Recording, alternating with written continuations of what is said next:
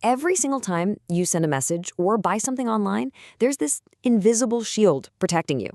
It's this silent, incredibly powerful technology that's guarding our most private information. So today, we're going to pull back the curtain and trace its amazing, centuries-old story. Think about it. That little lock icon in your browser, the encryption on your chat apps, it all feels so modern, right? So high-tech. But what if I told you the basic idea behind it all isn't new at all? Nope. In fact, its roots go back thousands of years. And that is exactly where our story begins. We're going to jump in the time machine and head way back, long before computers or the internet, to uncover the very first secret.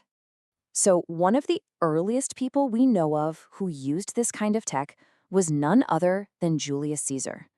I mean, think about it. He's sending messages across huge distances by messenger.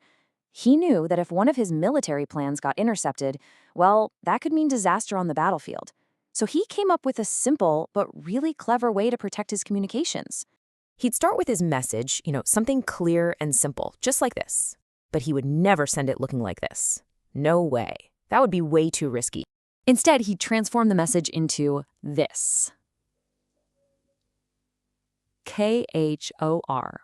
This is the famous Caesar cipher, and the method is almost laughably simple. You just shift each letter a few places down the alphabet.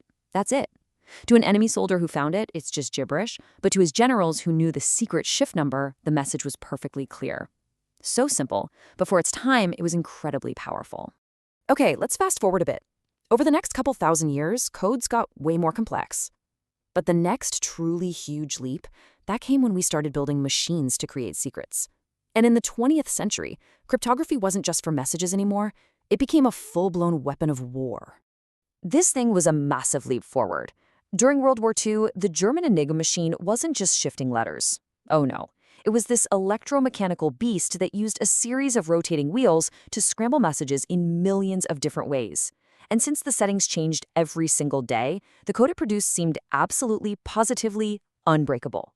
But here's the thing, it wasn't unbreakable. A team of brilliant minds at a place called Bletchley Park, including the visionary Alan Turing, took on this monster of a task. And the stakes? They couldn't have been higher. Cracking Enigma wasn't just about solving a puzzle, it was a turning point that literally helped to end the war, saving countless lives by giving the Allies a critical, secret advantage.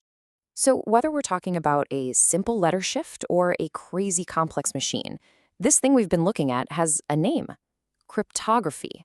And at its heart, it's really just the art of turning readable information into a secret code, making sure that only the person who's supposed to read it, the one with the key, can ever understand it. After the war, the world changed all over again with the arrival of computers. And this is where cryptography moves out of the top secret military tents and gets ready to come into all of our lives. A true digital revolution was just around the corner. And it really kicked off in the 1970s. Thanks to two innovators, Whitfield Diffie and Martin Hellman. They introduced a concept that would completely flip the script and become the backbone of, well, pretty much our entire modern internet security. See, they solved a huge fundamental problem. For centuries, cryptography was symmetric. You needed the same secret key to lock and unlock a message, like a house key. But how do you give someone that key securely in the first place? Their solution was asymmetric cryptography. Everyone gets two keys. A public one, which is like a mail slot that anyone can use to drop a letter in, and a private one that only you have to actually open the mailbox. It was a complete and total game changer. And that revolution, well, it brings us right to today. This ancient science is no longer just for spies and generals. It's become your everyday invisible armor. It lives right there in your pocket and on your laptop. Just think about your day. The end-to-end encryption on your messages, that's public key cryptography. That little lock icon when you log into your bank, cryptography. Every single time you use a credit card online or save a password, this invisible shield is right there, scrambling your data to keep it safe and sound. And honestly, it is not an exaggeration to say that without it, our digital world would be impossible. It would just be total chaos. Every message, every bank transaction, every password would be totally exposed for anyone to see and to steal. The internet as we know it just couldn't exist safely.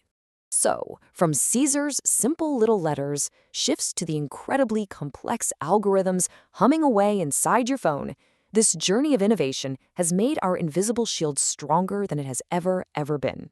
But for how long? Because in the world of codes, there's a constant arms race.